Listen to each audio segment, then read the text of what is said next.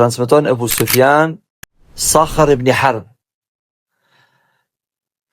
ku ka biseduar me Heraklin dhe Herakli ka thënë çfarë ju urdhëron pejgamberi alayhis salam. Qala Ebu Sufjan, ai është përgjigjur, qultu yaqul, ai thret e thot, i'budu Allaha wahdahu wa la tushriku bihi shay'a, adhuroni Allahun vetmin dhe mos i bëni shok atij, watruku ma yaqulu aba'ukum, praktikisni ato që thonë baballarët e juaj, wa ya'muruna bis salah was sidq wal afaf was silah, dhe na urdhron me namaz, me sinqeritet, sidq wal afaf, me dëlirje, pastërti të gjitha veset këqija, was silah, dhe me lidhje farafisore, muttafaqun alej.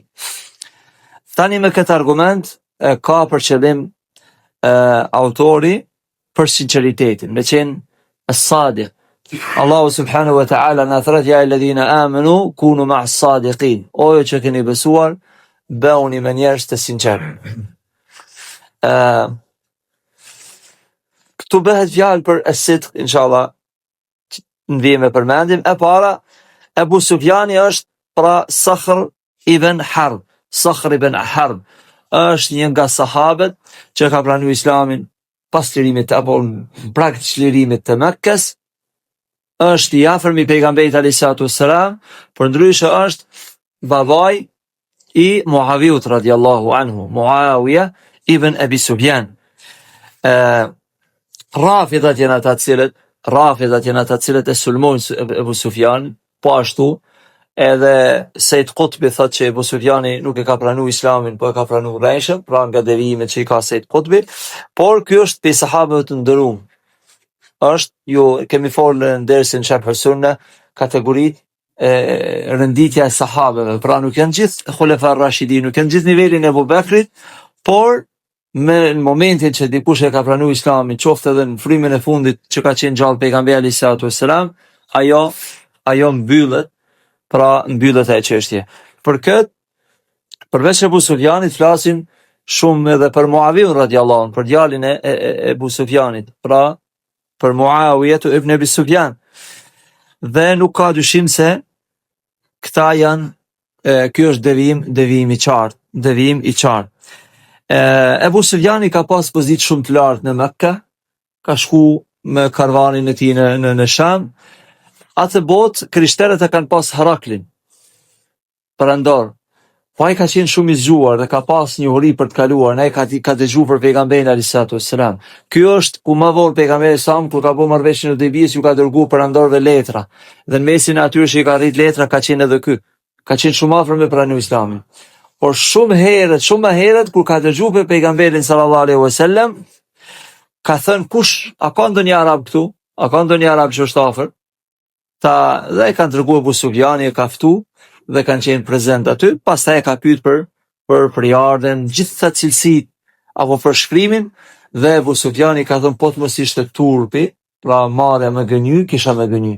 Por është ai nga tradita arabe që ka qenë që burri pra nuk gënjen, e ka thonë të vërtetën dhe e ka mbrojtë.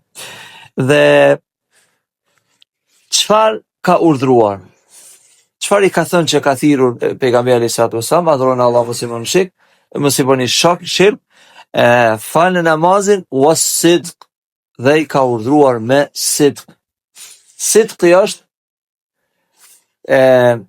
sinqeriteti, është ikhlasi, me pas pastërti në shpirt, pra me bëu veprën për Allahun. Mirë po tani sidqi është njeriu e kundërta e saj është gënjeshtra, mashtrimi.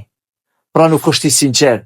Nëse njeriu e thot, vjen edhe thot një lajm, ne i them, a është sadik apo nuk është sadik, a është i sinqert to që po e thot apo nuk është i sinqert.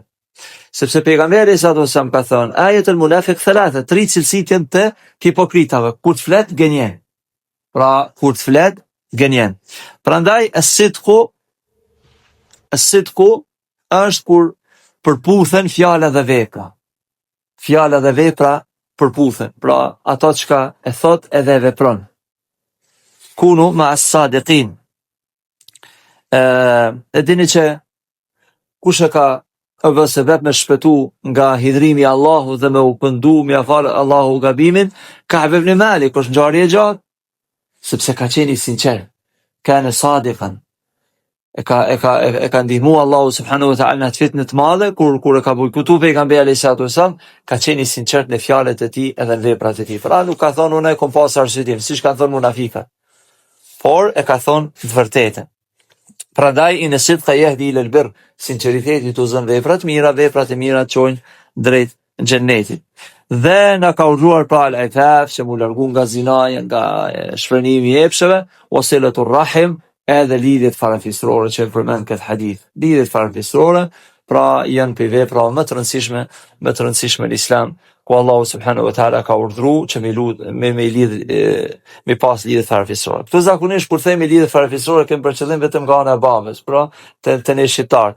Por në Islam është për qëllim nga të dy anët. Pra fëmijët nga ana e nanës, do të thonë të afërmit e saj, tezet, hallat, nifat, mesat, do të thonë me pas lidhje të afërmta. Kjo është për qëllim al-aqarib, pra të afërmit nga të dy anët. Prandaj ky hadith na flet, argumenton autori për sinqeritetin, as-sidqu, prandaj njeriu duhet me qenë as-sadiq, siç ka urdhëruar Allahu subhanahu wa ta'ala, dhe të largohemi nga çdo lloj mashtrimi. Dhe nga shenjat e njerëzve të pasinqert është kur betohen. Për këtë nuk preferohet me u betu. Vetëm raste shumë të veçanta, pra ata që betohen shpesh, qoftë tregti, kjo është shenjë mos sinqeriteti. I sinqert i thot fjalën edhe nuk e ka atë brengën, domosdoshmë është i sakt në fjalët e tij. Kjo ishte wa sallallahu wasallam ala nabina Muhammad.